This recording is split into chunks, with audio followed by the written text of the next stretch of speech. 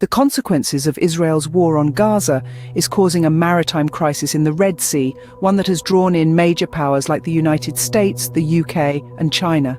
So is the Red Sea becoming fully militarized? This is Inside Story. Hello and welcome to the program. I'm Mohammed. The Red Sea. It's one of the busiest shipping routes in the world, and one that's been a source of contention for some time.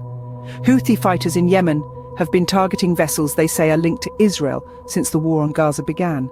They've also recently banned ships from the US and Britain from their surrounding waters. Vessels being rerouted have caused considerable delays and come at a high cost. The US and UK have launched several airstrikes against Houthi targets in Yemen in an effort to stop the attacks on ships. They're also launching a multinational force to protect trade, which the EU is now joining. So is the Red Sea now becoming fully militarized? And should protecting trade outweigh other issues? We'll put that to our guests. First, this report from Malab.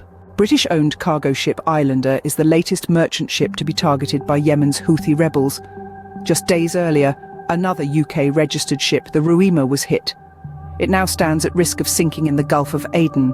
These strikes in the Red Sea are hurrying efforts to protect the maritime corridor that connects Europe and the Mediterranean to Asia. The European Union has approved the establishment of a defence naval mission to work alongside a US-led coalition.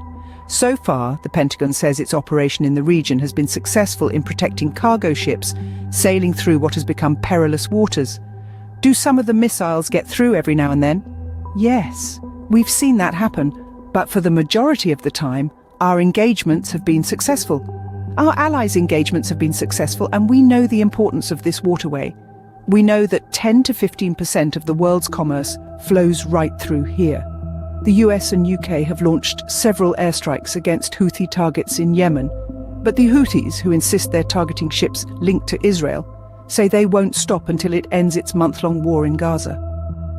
In support of the Palestinian people's just cause, and in response to the American-British aggression on our country, the Yemeni Houthi armed forces carried out 3 qualitative military operations.